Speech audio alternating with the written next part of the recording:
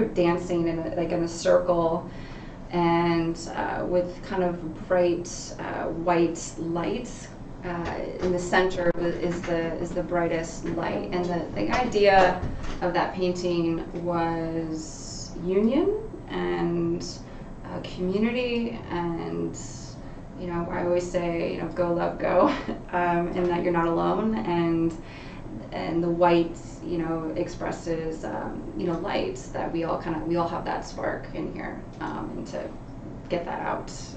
So do you know who bought that? I do. He's my yoga student in Aptos. Okay. All right. Yeah, and it wasn't even someone local. He called Arturo when I posted it on Facebook, and I said, all right, here it is. If you want to, call the gallery. And he called like 10 minutes later. I couldn't. So he didn't even go to the gallery. Just bought it online. Yeah, there you go. Yeah, I mean, he's been a huge support of mine. My yoga student in Aptos. Okay, you got to post a photo of that. I want to see this, because I think I missed it. Yeah, and my paintings in the very beginning were mostly were women, very abstract, the whole goddess essence of light and freedom and breaking barriers and open chest, open heart, and I'm kind of getting back into that, but a little bit more abstract in a different way, kind of. Yeah. Mm-hmm. Yeah. You've had quite a journey. I think the very first time that I was aware of you was when you had your studio, your gallery at Lincoln Center. Mm-hmm. That I have to say that was my favorite gallery studio that I've ever seen. Just a working gallery. I love the way you put the canvas on the wall, and you had the paint on it, and it looked so alive, and it was such a wonderful space. So how long did you have that? Let's see. So Lincoln Center contacted me. It was in October of 2015, and they said, hey Erin, can you come in for a meeting? And I'm like, yeah, sure, just assuming maybe that they would let me display some artwork throughout Lincoln Center over the holidays. So I walk into their management office, and they sat me down and they said, we have this empty space that we want to fill over the holidays. Do you want it? And I was like, wait, what? I almost cried. I was so overwhelmed with the generosity of Lincoln Center, and I mean, of course, I'm like, yes, I would love that. And so I moved in November, and then it was just supposed to be over the holidays, and then it came, to January, and they said, we'll just stay until the construction starts for their future project of that space. So I was there from November to, I believe, the end of July. Yeah. And that's where Art Alchemy was born, to my first class that I taught publicly. You got to talk about that. I'm actually wearing the pants. Are you really? that I spilled some paint on. I was flinging paint, and there it went right on my pants. Yeah, I have paint on my shirt too. It's good marketing. Marketing. Hey. I will say. With all the photos that you show, mm-hmm. you have to be the messiest painter I've ever seen, with the paint all over you. But my parents say the same thing. But I love what you create. Thank you. Yeah. So it was a wonderful experience in that space in Lincoln Center. Again, I taught my first public art alchemy class there, and now I do them once a month at Market Tavern. And when I ended that space in Lincoln Center, I got a call from Arzu, the bartender beverage manager at Market Tavern, my dear friend, and she's like, where are you going to teach your art alchemy classes? And I said, well, I don't know yet. And she said, you're coming to Market Tavern, this is your home. And so I've been teaching once a month at Market Tavern it'll be a year in September, once a month.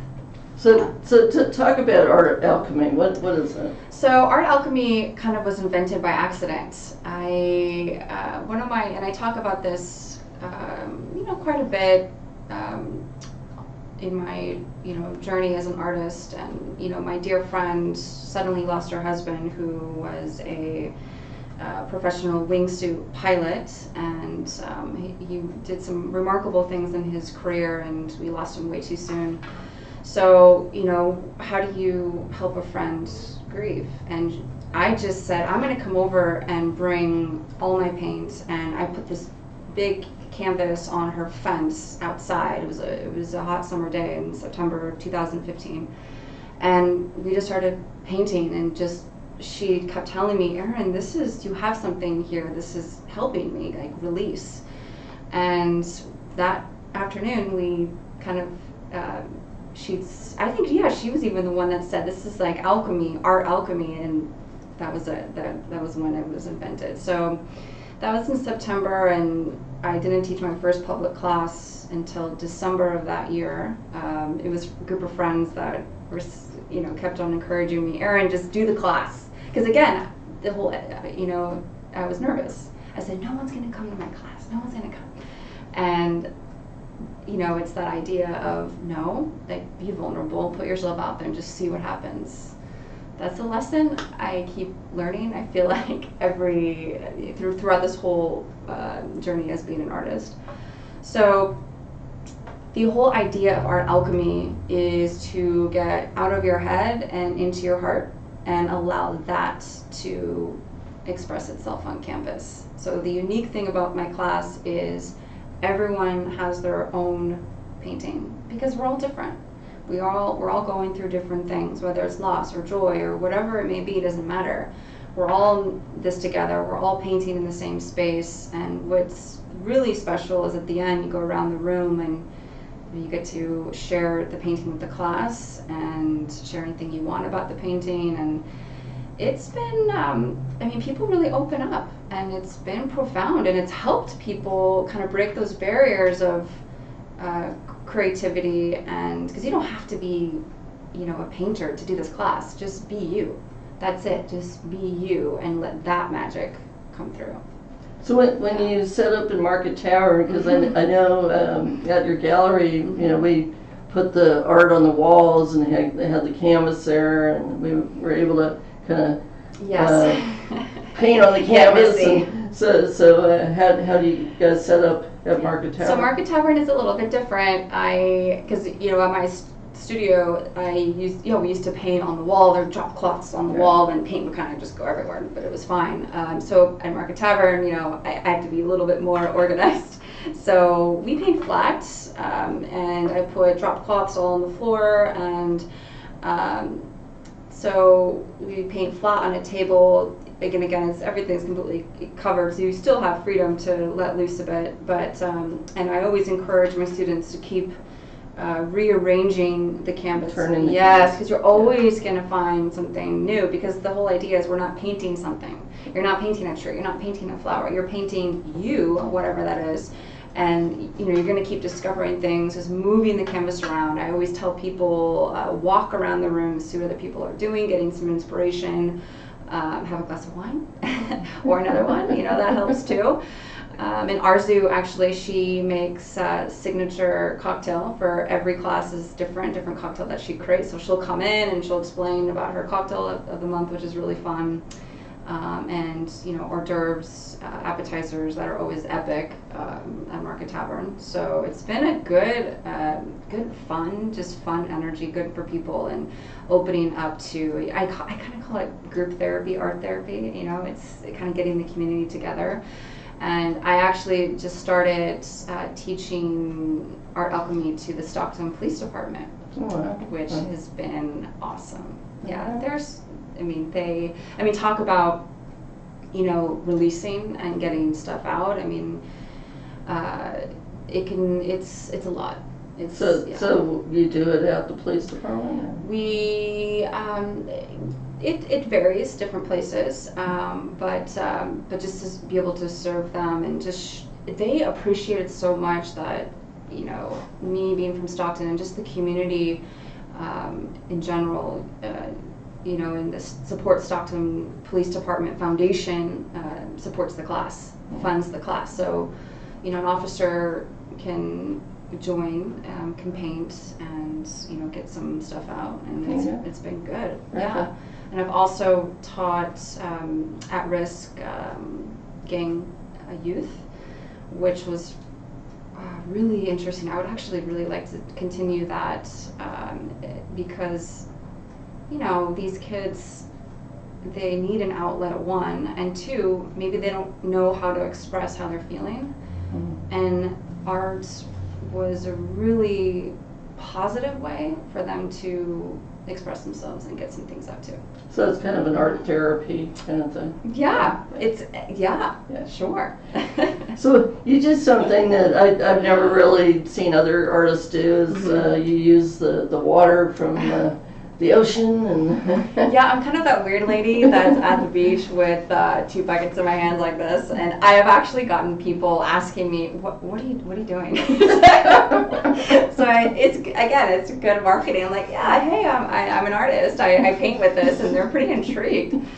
And I don't even remember like when or how I came up with that idea. I just, you know, I'm from California, and the water has always been, it's always been a soothing place for me, and, you know, great memories growing up, having seen summers there, and I just wanted to put that energy of this like massive, huge space of the Pacific Ocean, and all that energy I wanted to put into my work somehow, and I would just throw it on there and drip with all the water, and there is something to it, yeah, and it's in all my work. I put it in all my work, and I want to experiment with other elements too. Like, I'm really curious now in earth, like dirt or something. I have no idea, Joy. I don't. Yeah, we'll see. We'll see. We'll see what happens. Yeah. So I love the painting that you created for Market Tavern. Why don't you talk about that? So the owner, Phil Wong, came to me while I was at the gallery, or in Lincoln Center, I'm a gallery, and he said, you know, we have this blank wall that really needs some help. And I'm like, yeah, let's do it. So he travels to China quite a bit. So when he was on the airplane to China, there was, you know, the magazines on the airplane, and he opened up this page, and it was this, you know, those kind of soothing, darker blues, grays, blacks, painting, very simple, abstract. And he showed that to me. It's like, this is what I want, something like this. And from start to finish, it was probably a good 3-4 month project. And that painting changed so much over the course of that time. And it's, you know, the lesson of you think you're done, but you're not. And you know, then this blackbird emerged in that painting, and I'm like, yes, like, you know it right in your gut, and you know, as an artist, like, okay, this feels good, this is right, it feels alive. That's when you know you got something. That's when you know the painting is pretty much done. And I love it. It's my pride and joy. I love when I go in there, I'm like, I get to look at it, because a lot of the times when I sell artwork, I don't really see it again. Yeah. So how big is it? It is 5 feet by 15 feet. My biggest painting thus far. And when I painted it, I staple gunned the raw canvas on the wall in my studio.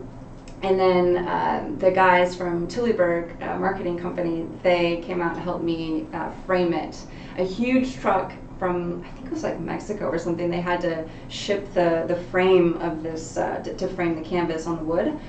And so Tullyberg helped me with that, which is very nice of them to do. So I'm so glad that Market Tavern figured out they needed art on the wall. I think we were actually sitting in the location where it is now, and I said, we really need some art up there, but now we have your art piece. It's just beautiful. Thanks, Joy. Yeah, it was, you know, they're amazing. They're so wonderful to work with, and they support, you know, local artists, obviously, and they also support the local farmers, you know, farm to fork always in their restaurant. And so anything, you know, local, and giving them space to let the chefs even create, you know, their art, and you know, Phil gave me the space to create this painting for them, and yeah, very lucky. Yeah.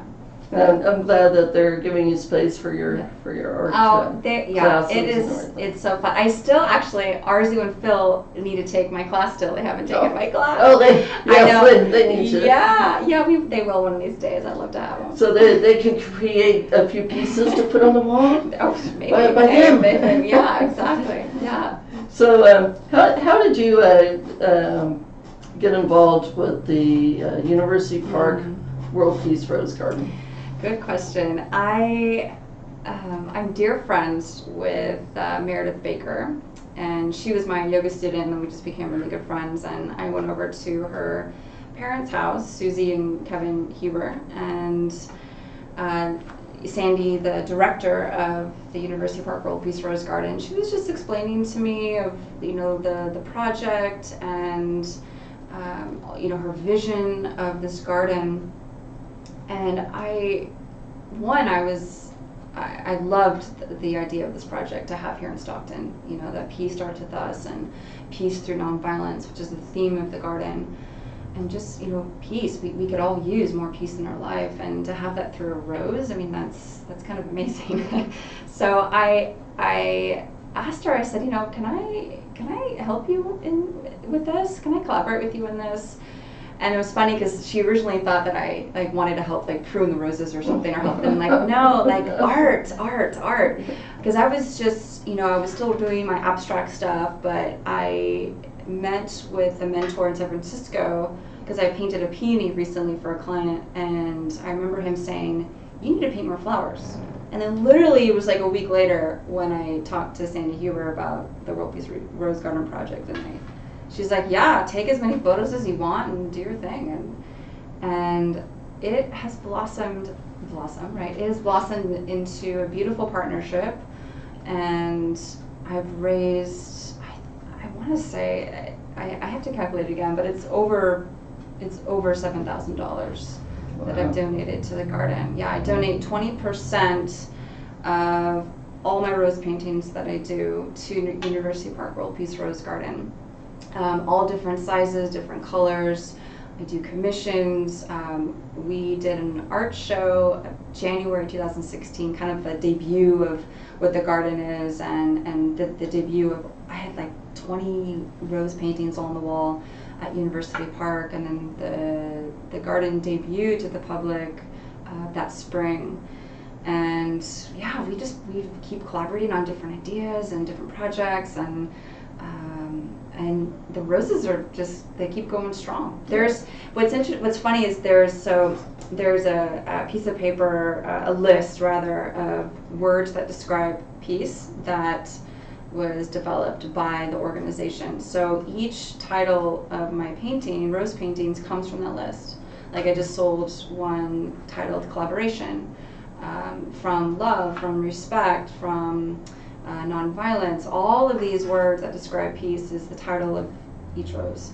So there's 60 words on that list, and I think I have 20 more to go or less. Oh, wow. I'm gonna finish the list. Yes, finish the list. Okay, I've already made up my mind. I'm gonna finish the list, and I don't know, maybe that'll be the end of the roses for now, or maybe not, but I'm going to finish that list. I am determined, Joy. Well, once you do that, then you can have maybe a little book that would show every one. And I would love to do a coffee table book, something like that. Kind of describing my journey, with these roses and what they mean to me, because each rose painting definitely teaches me a different message, or just sends a different message. There's a different energy to it, because I don't pick the title until after the rose is done, because then I'll be maybe one word would describe it better than another word or something. But yeah, each rose is completely different. So to have a book like that, and with pictures of me painting them, with the roses and of the garden and the whole project in general, that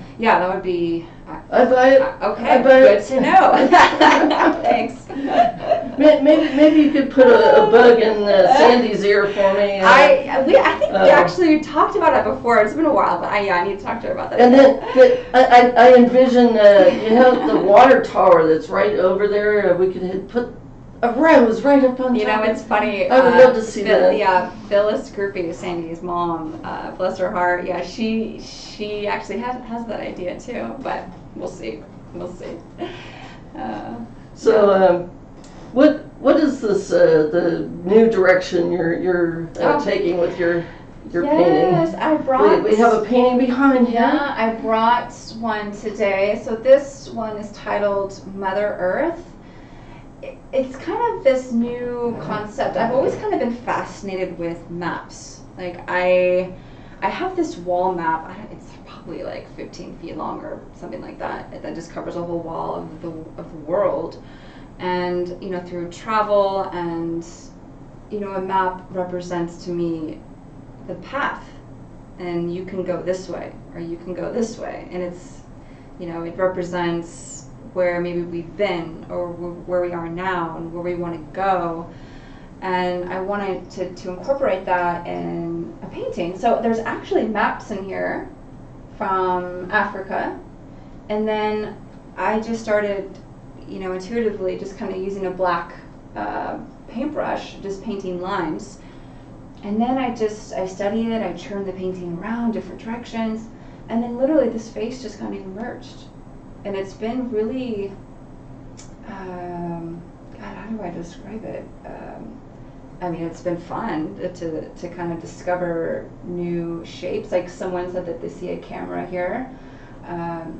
And it's almost like, I feel like there's a lot of flight in this kind of new series that I'm doing. Wings, birds, you know, the whole essence of freedom. And I feel like she's just hugging, you know, Mother Earth down here. I don't know if you can see it, but yeah, and I see like kind of flower shapes, leaf shapes. Yeah, there's a hummingbird here, another blackbird here.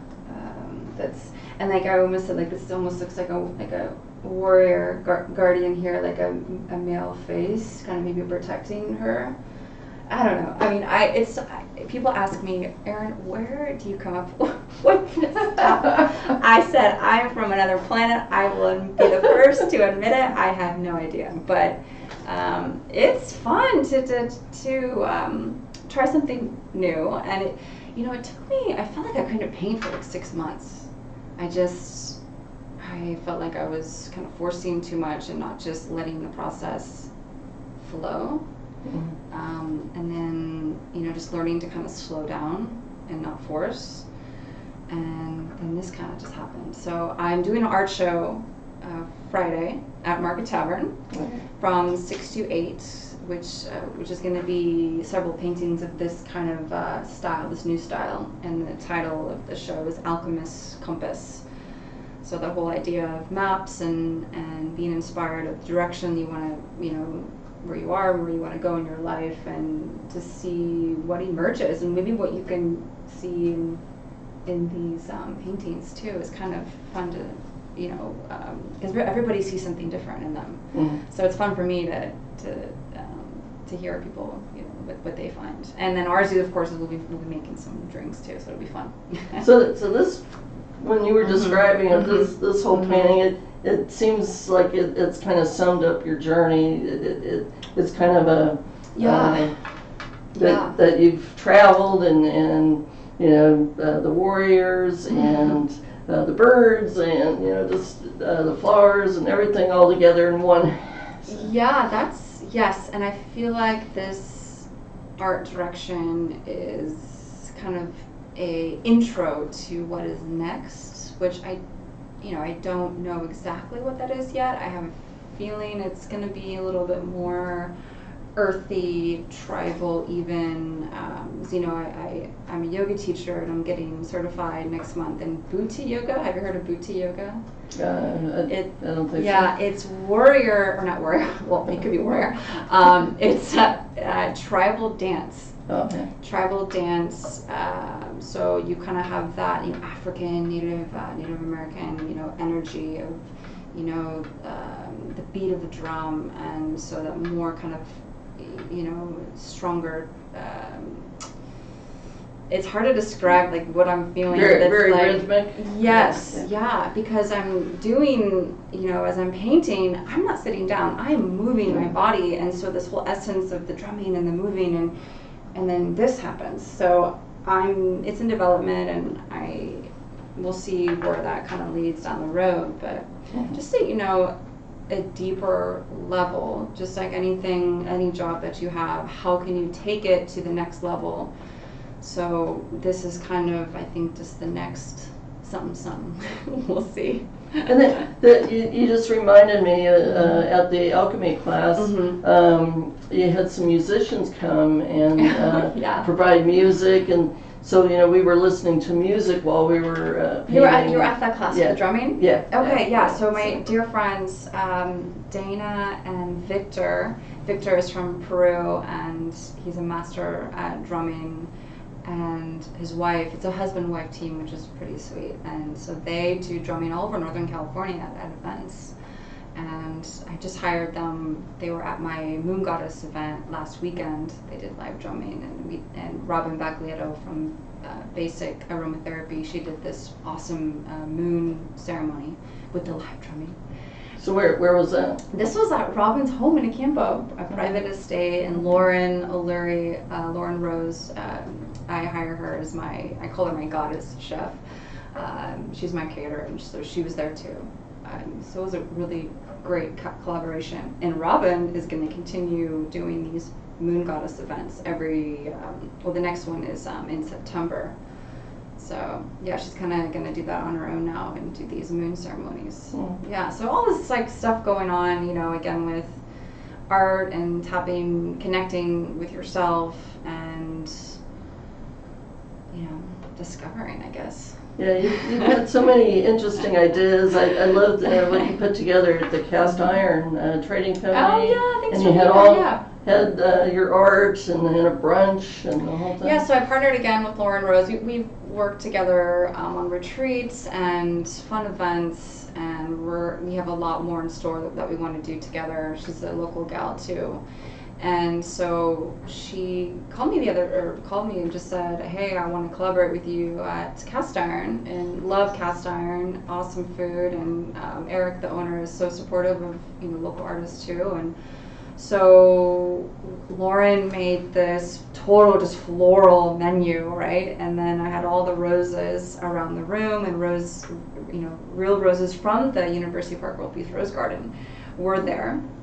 It was beautiful. Oh, thanks. Yeah. So I hope you do more events like that. We want to. Yes. Yeah, for sure. Yeah. And I have another private chef for you. Maybe you would consider Angelique Grijalva. Okay. And she just got hired Central Restaurant. So she's going to be working over there. So. Nice. So maybe you can check her out. Okay. She makes great quiche. Wonderful. Nice. Okay. Nice. Angelique, that's a shout out to Angelique. She is a tremendous artist and dancer. I met her through the Mexican Heritage Center, and she's been with Delta Fusion. She's one of their performers. Okay. With the big puppets and so. Okay, cool. She's an amazing artist.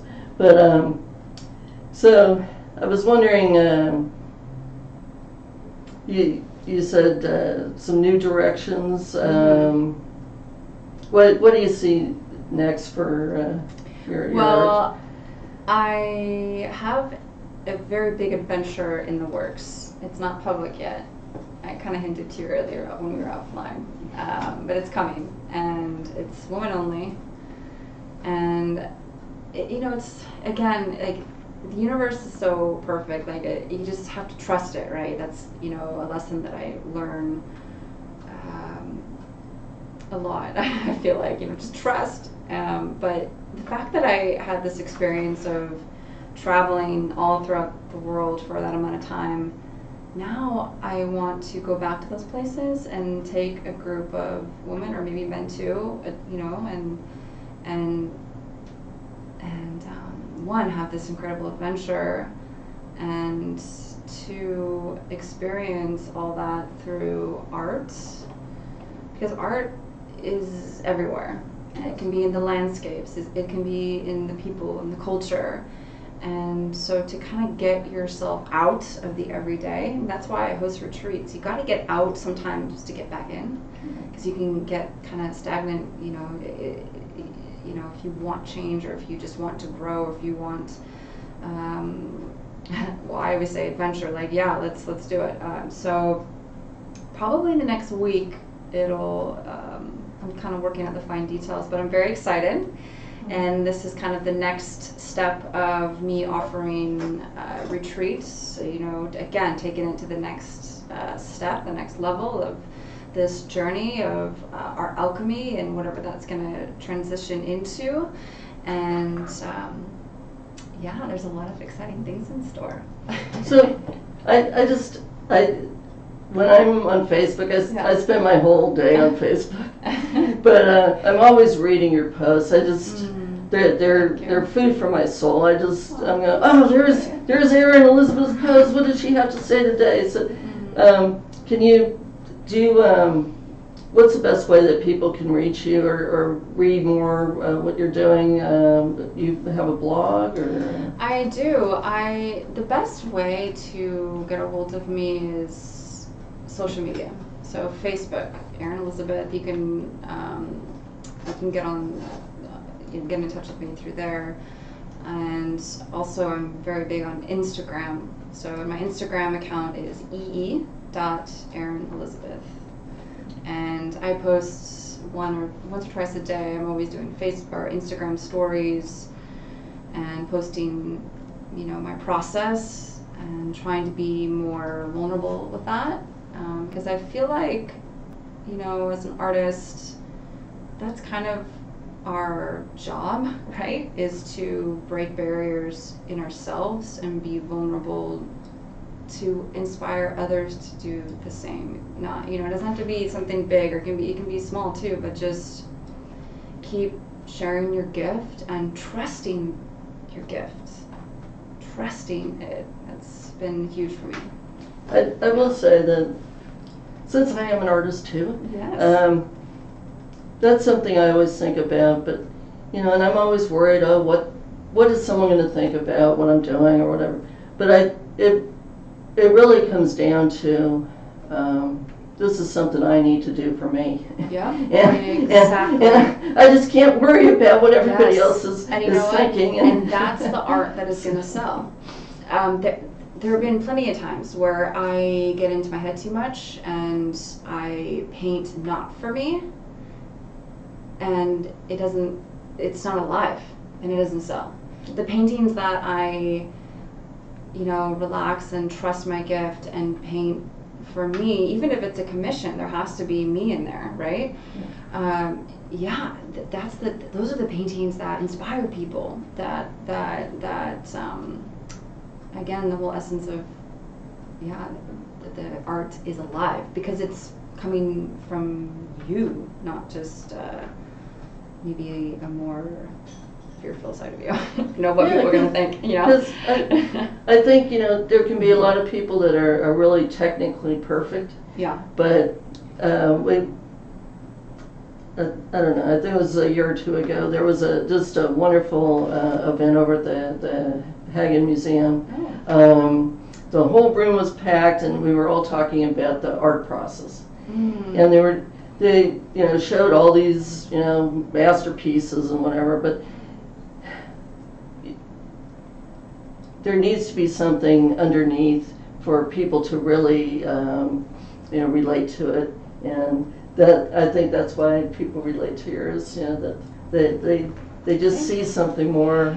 I just as soon as I saw that face, I went, wow, look at that. Yeah.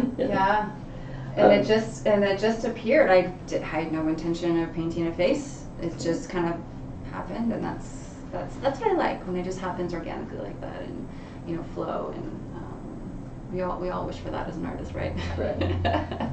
So I wanted to ask you, but you're just so stunningly beautiful. I can't get over it. You're making me blush over here. But I think of you as doing modeling and so forth, but you were in a fashion show at Delta College. Yeah, that was fun. How did that all come about? Oh gosh, I'm blanking. What's her name? Leslie.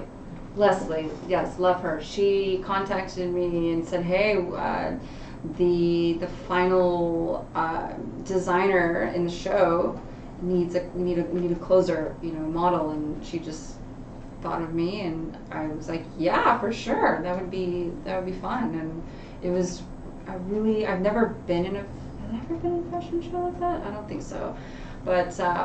Yeah, it was an all-day thing, and I got to work with an incredible young designer who has so much talent, and I was nervous though to be in front of those people. But again, that whole idea, just put yourself out there. It's all good, and have some fun with it, and it was a great time. Do you think you'll do more of that, or?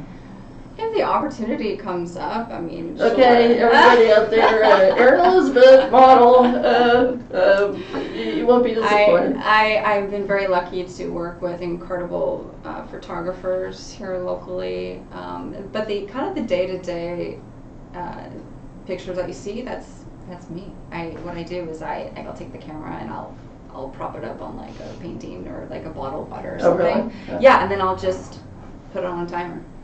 Yeah, I take pictures of myself. So little secret there. You guys got to go on Facebook and check her out. The beautiful writing she does and all of her art. And you'll be at Market Tavern. Market Tavern this Friday at my new art show. Check out some new work rather. Alchemist Compass, Market Tavern this Friday, 6 p.m. to 8 p.m. And ours is going to make you some pretty cool cocktails. I think it'll be fun. All right. Yeah. Well, thank you very much for coming. Thanks, Joy, for having me. All right. It's good to see you. And we'll see you next time on Behind the Art Scene, KXVS, the voice of Stockton.